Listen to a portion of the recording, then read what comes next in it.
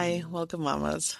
So, I imagine, like most of us moms, you have been frustrated and have had frustrating experiences when someone in your extended family, like either your parent, an aunt, a sibling, an in-law, either comments or nitpicks on your choices with your baby, or maybe makes passive aggressive jabs that cut deep sometimes, or just dealing with rigid expectations about, hey, when were we getting together for a holiday, or how much are we going to see each other? And all of that is exhausting in itself to deal with, but it gets harder after we become parents. This can become more raw when we are tired, depleted, we have more responsibilities, we need more support, and the tolerance goes down, almost the capacity. I've seen this a lot where, in, women, couples that I've worked with, where kind of these family dynamics that might be annoying before become angering. And that can come from a few different reasons. Some of it is just because we're not as depleted, it's easier to avoid. And when we are depleted and we need support, it's more frustrating when these kind of dynamics play out. But also when we have children, we start to think more about our own childhood or our own experiences because we want something different for our own kids. And so there's almost like this antenna that can go up, even if we don't realize it, being more sensitive, more absorbent, more impacted, or just connecting with the impact that family dynamics, ways of communicating that we don't like it just gets touchier. So the thing is, look, in another episode, I'll get into extended family relationships and all of that. But today, I want to get into when this happens, when you or your partner are getting frustrated with extended family, either your own or your in-laws. How do you guys show up for each other when these disappointments and frustrations happen? How do you protect your family unit? Because remember, you have a new family unit now. You've created one. Do you end up staying on the same side and, approaching these things as a team, or do you get on opposing sides, right? Does it get adversarial? Do you get emotional support when things get rough with your parents or siblings or in-laws? Or does it become, one more thing that gets avoided or too touchy to talk about, or, too many defenses come up? So we all know, ideally, extended family, like our own parents, aunts, uncles, in-laws, etc., they should be. We would want them to be ideally sources of support. But again, disappointments and frustrations happen. And when there's a big backlog of history in these relationships, whether that's with our own families or with our in-laws, there can be a backlog of history with our in-laws before we have kids too. Again, it gets even more sensitive at this time. And this is why I'm not just focusing on, hey, what do you guys do to deal with this, but also the emotional support around this, because there's a lot of emotional material here to tune into with yourself and with your partner. And that can bring so much intimacy. Again, remember, when conflict, I talk about this a lot, but when conflict comes up, people usually see it as a threat or danger, but it's actually a massive opportunity for more connection. And I'm going to share what I've seen be extremely helpful with the hundreds of families I've worked with as a therapist, when we're parenting young children. As parents are adapting to a new way of being with each other, new roles, everybody gets in a new role when a new member of a family comes into a system. How you guys can show up for each other, feel supported, support your partner, get on the same page, get on the same side emotionally, so you can navigate boundaries, which can be very, very hard to deal with together. Okay? So there's two big mindset shifts here that are really important, and they'll lay a better foundation for navigating. One is realizing that postpartum, becoming parents, early in parenthood, it's not just about caring for a baby. It's about protecting like your whole new family unit. And even if it's your second or third child, it's still, right, there's still a new member of a family coming in, and it creates a new dynamic. And that bubble of your either family of three or whatever it is needs to be protected. Okay. You're not just someone else's child anymore. You're not just a spouse. You are someone's partner and someone's parent. And so the family hierarchy shifts. It goes in a different place, right? Now you have a new nuclear family, And your extended family, and I'm certainly not saying, to be dismissive or to disavow extended family. I actually believe, having a very close community of family, if that's possible, is extremely protective and brings a lot of meaning to life. But realizing that your new bubble family, your new nuclear family is going to have different and separate needs, okay? And to acknowledge that and to realize that there is a different shift in your family system that requires a different sort of protection or a different attunement of needs, okay? And I know that may sound simple. Well, yeah, I know we started a family, but you'd be surprised maybe how that perspective really isn't there when we start thinking about navigating boundaries or dealing with extended family members. We kind of continue old patterns of how we usually deal with that, and that's not always going to be the most helpful way if you're not realizing, hey, this is a new unit and the functioning of our unit is really important and may need a different approach now when we're dealing with family members. So that's the first mind shift.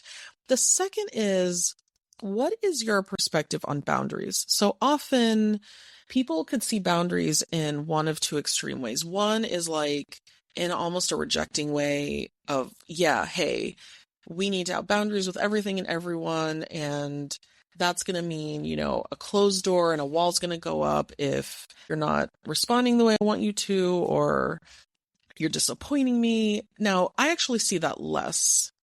That can be when there's a low capacity to deal with disappointment with family and it goes to kind of an extreme place. And usually it can go to that place because there's really been a long history of difficult family functioning. And then that tolerance just isn't there. The skill set, like all around, just hasn't been developed in that family for dealing with conflict and conflict resolution and talking things out and communication. Actually, what I see more of is avoidance and a massive discomfort around boundaries and a lot of narratives around boundaries but that's rejecting family and that's going to hurt them. And then I'm to blame if I'm hurting family by holding boundaries, but it's not rejection. Okay. So it's actually, again, sorry to sound repetitive, but it's actually another opportunity to build trust. Now that may sound strange, but if you think about it, what do you find as health or intimacy in relationships? If you imagine relationships as people being able to be really authentically themselves and to share their authenticity and to share needs and being able to take your relatives' needs seriously and their limits seriously and to care about how they're affected and to show them that you care by respecting boundaries, doesn't that actually sound really nice? I mean, I think that actually, I've seen it. I've seen this actually brings more closeness. So when you hear the word boundary, it may seem like a wall goes up, but it's actually not. It's just navigating and communicating preferences. It's responding respectfully. It's an opportunity to build a lot of trust because we are going to feel more trust with someone and they're going to build that with us too when, hey, if we share, this doesn't sit right with me. Actually, we need such and such. If you hear someone be dismissive of that, right, that's going to be kind of a wound in that moment or in the relationship. If you hear someone say, hey, I totally get it. That makes sense. I understand where you're coming from. Aren't you going to feel closer to that person saying that to you, right? It's an opportunity for that. Now, the discomfort around boundaries, I understand it, right? Because I would say most family members, unfortunately, don't respond in that way, at least immediately, where you're not going to get the, hey, totally get it. You're not going to get understood. There might be some feelings on their end that leads to reactivity, either dismissiveness or guilt tripping or aggression or even shutting down. And so if one of you or both of you have family members where when you have tried to push back or when you have tried to hold a boundary, that there's a reaction that's either aggressive or it ices you out or leads to guilt tripping, well, yeah, you're not going to magically feel comfortable to be setting boundaries again. And actually, I'm going to add a third mindset shift spontaneously. One is related to this is like an expectation that you can find some way to communicate boundaries where everyone's going to be happy. And I think when people chase that fantasy, it actually leads to a lot more distress. Sometimes we also, depending on the relationship, depending on the person we're dealing with, there also needs to be an acceptance of, yeah, it's really uncomfortable for me when they lash out or when they shut down or when they act like this is my fault or my issue. It's very hurtful and upsetting when that happens, but I still need to hold this boundary, right? Like there's a cost. You have to look at the cost of if you don't hold the boundary or if you do, and what is the worst cost? Where are your priorities? And sometimes I think just tolerating and realizing that no, finding a magical way to express boundaries won't necessarily mean that everyone's happy or that everyone is able to hear it or meet in an emotionally responsive or mature way. Okay. Now, I'm not saying that's a dead end. Like, hopefully that's something that can be worked on. It depends again on the family member, right? If you want to start a podcast or grow your existing one, Juliana Barbati and her team have you covered. They handle the entire process from building episode funnels to production and marketing, so you can focus on reaching your audience. Visit julianabarbati.com and let them know I sent you. So if we look at 3 mindset shifts that are really important, just to recap, one is you have a new nuclear family. The ways of dealing before with family need to change because there is a new dynamic and a new family hierarchy in the system. And your child, your spouse, your relationship needs protection, not in a sense of, oh, make sure we're protected from the evil forces of our family, but in the sense of we need to attune to the needs of our nuclear family and make decisions based on that priority. So that's the first mindset shift. The second is boundaries do not mean that you're just rejecting. Nope. That you're trying to build walls. No, it just means that when you have certain needs and priorities and that gets communicated, that's actually just healthy family functioning. It's perfectly fair to have limits or to have certain expectations. And it's an opportunity to build trust and more closeness. Okay. And the third is do not expect that there's some magical way to implement boundaries in a way that like everyone's happy and everyone's satisfied all the time. Let go of that fantasy and shift more to this is necessary. Find out where the priorities are. And if it's necessary, realize that you may need to just tolerate the discomfort of other people's reactions because you are prioritizing your nuclear family. Okay. So those mindset shifts can really help. All right. Just, keep in mind, like when you're sleep deprived, when hormones are shifting, your identities are shifting, you're adapting to so many new responsibilities and you're exhausted.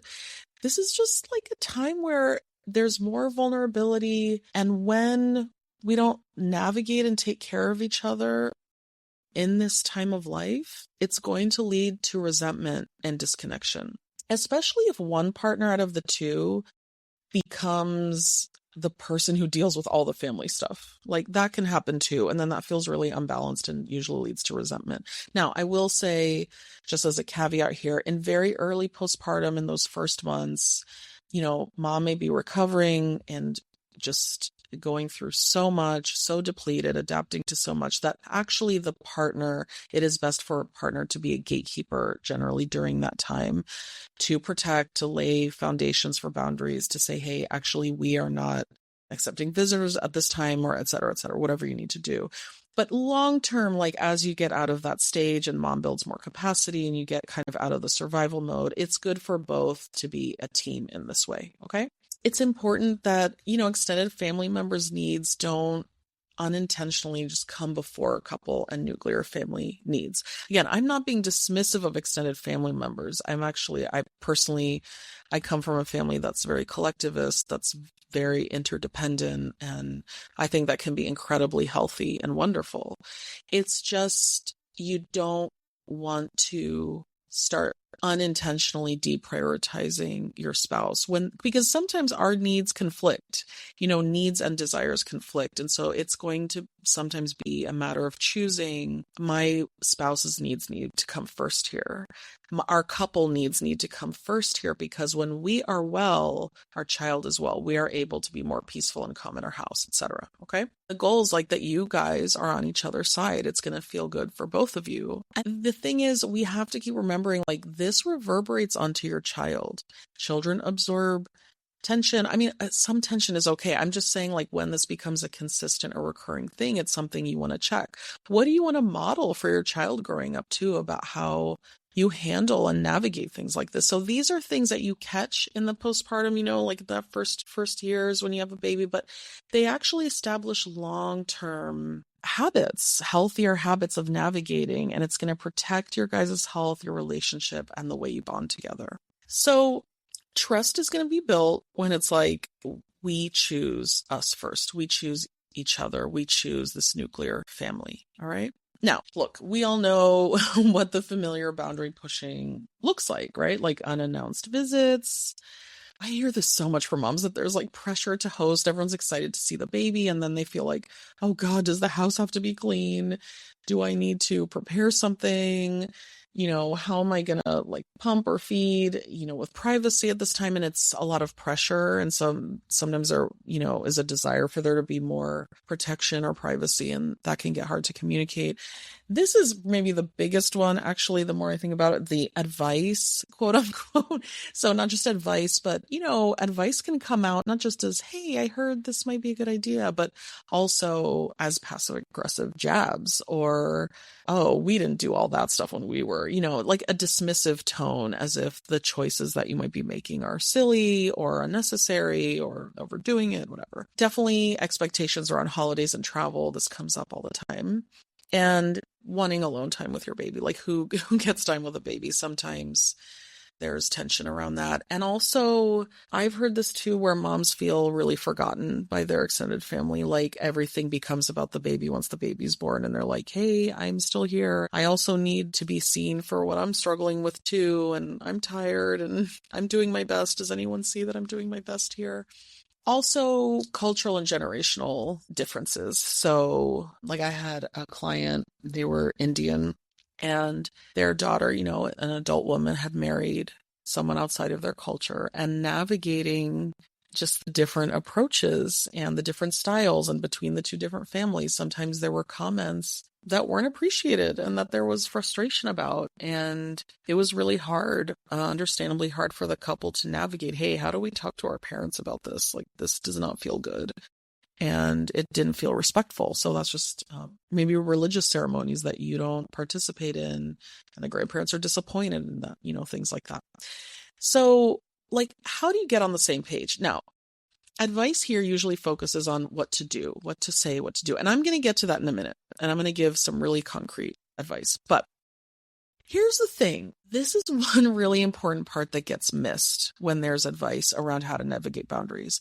And I think it's the most important part, okay? And it is, can you empathize with how hard it is for one another first? Couples do not get, when I talk about this, they're like, yeah, I guess we can do that. And then they see how powerful it is and how it lays a foundation for a soft, connected foundation that is just going to help you navigate these conversations in a more loving way, in a way where you really want to protect your partner. So imagine, like, for the one of you that wants to be protected from either intrusiveness or rudeness, and for the other partner that's like hasn't learned to place boundaries and is really uncomfortable with it for a variety of reasons, or maybe you're both really uncomfortable with it for different reasons.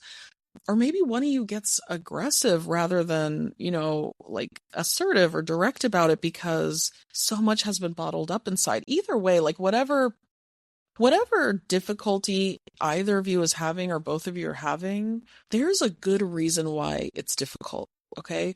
And the thing is, you can still be frustrated with your partner about the way they're showing up or not showing up, but still empathetic, okay? And imagine, just like in your body right now, listen to my voice and imagine hearing from your spouse, hey, I totally get why it was awful hearing what my mom said to you. And I'm really upset that you had to hear that. And I know that's not okay. And even though it's really, really difficult for me to put boundaries, like, I care about how you feel, okay? Imagine, right? Imagine hearing you guys avoid hard conversations like you always have since you were a kid. I can't imagine what it's like for you now to try to get out of your comfort zone to that level, to be that intimidated for these conversations, but to really try to make an effort. And I'm sorry this has been so hard for you at a time where like it shouldn't be this hard for you. I wish, your parents made it easier for you. Can you imagine you and your partner hearing this from one another? It's very powerful. Okay. And I'm assuming you can see that if you heard that, if your partner hears something like that, you're going to be more inclined to want to take care of each other. Okay. So if you try to meet each other in that way, to see each other, to have empathy for why this is difficult, that's a good foundation. And then here's just some concrete tips that I'm just going to share really briefly, straightforward tips that can be helpful. First of all, have a getting on the same page conversation. Look, hey, what do we want these months to feel like? What is going to help you feel protected and supported?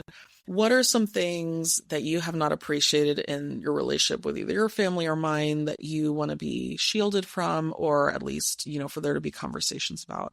What's overwhelming to you? Okay. Just like getting it all out there on the same page, right? Then the next step is to say, where can we be flexible and where is this like a non-negotiable thing? For example, like maybe, and this is just a hypothetical, it's going to depend on, each couple, like depending on what your guys' priorities are. But one way to be flexible might say, hey, I don't mind when your mom might make comments here or there about like that she's sad that we don't go to these church services with the baby, but it is really not okay with me when she criticizes me directly for how I'm raising the child. Like when she says, you shouldn't be breastfeeding at this age, the baby's too old or something. Like that's not okay with me. So that's just like a random example, but it could be anything. And then so that gives you a roadmap of, okay, what do we need to deal with? And it is important to see, we're not trying to micromanage everything about our family or to like never be disappointed in any way. And it's good to have some flexibility, and it's good to say like, but what are my deal breakers here? Like what is not okay? And sometimes that might evolve because in postpartum, like I remember there were things I could not handle hearing at the, like a few weeks after birth that actually didn't strike me in the same way a year later. And so it's not like this is a one and done conversation. These are good conversations to have check-ins about as things evolve or as things happen. Okay. Another good tip is speak to your own family. This is not a rule. Like very rarely I have found some couples where actually one could speak to their in-laws about these issues and it went okay and they all felt okay about it. So take the temperature on your own family, but most of the time it goes best when, like if it's your parents doing something that needs to be addressed, you talk to them. And if it's your partner's parents or extended family, they talk to them or sibling or whatever. Remember, it's not, and this doesn't have to be adversarial either. Do not see it as, okay, it's us versus mother-in-law. It's us versus my sibling. No, it's both of you just protecting your bubble, the bubble of your new nuclear family. Okay. It's something where it's an act of these are our family's needs right now. We take that really seriously and we still can love our family and appreciate them and still say like some of this behavior is not okay. All right. So trying to decide and have meetings about things in advance. It's not always possible because unexpected things might come up, but checking in as much in advance as possible about like, I don't know, length of visits, visiting schedule.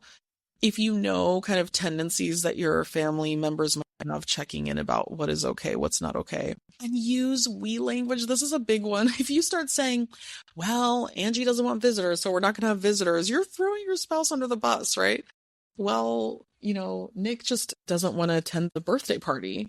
Well, you're throwing him under the bus. So we have decided because of the baby's nap schedule, we can't attend.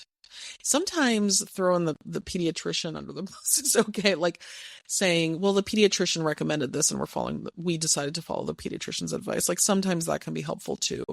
Even saying like, this isn't something we're interested in discussing. Like we made our decision, totally appreciate, your perspective on this. But we've made our decision, it doesn't need to be like aggressive. It can just be pretty matter of fact. We're keeping visits short while we adjust. It just makes things a little easier. We can't wait to spend more time with you guys in some months, right?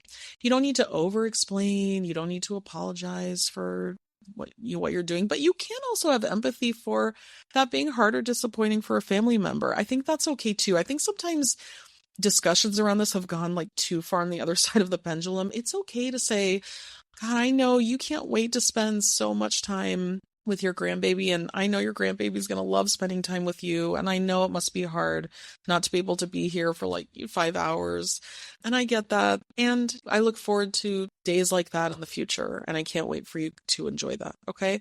You can still show empathy even when you're being firm about a boundary, okay? So I guess the final thing I want to get into is, yes, as I mentioned earlier, there's going to be discomfort, there's going to be guilt. It's hard sometimes because of family dynamics we've grown up with to feel like you're disappointing people, that there's something you're doing that's wrong. Dealing with reactive or aggressive family members, or family members who will punish you for having boundaries by shutting you out or maybe not talking to you, that's very painful. It's very, very painful because it's a rejection, right? And it can be cruel. And so there might be grief here. Like, I'm not going to pretend again, like there's some magical unicorn sentence or something that's going to change your relative's capacity to hear or deal with this. But again, if you're prioritizing the health of your spouse, your relationship, and your child, your family unit, that sometimes can help you bear the discomfort and push back against the idea that you should feel guilty. It's like natural to feel sad if you see a family member sad, but it's not your responsibility. They're not sad. Your responsibility is to your nuclear family, and it's okay also to have compassion at the same time for them, okay? So there might be a lot of grief and anger and discomfort around this. And again, this is where you guys can count on each other to be with each other and how hard it is. I don't think it's realistic or kind or great advice to say, well, this is just what you should be doing, and that's how you need to show up, and you just need to put these boundaries and blah, blah, blah. That oversimplifies a really emotional experience that is going to be happening. And this shouldn't be a solitary experience for just one of you to like figure out or the other one to figure out. And that's that.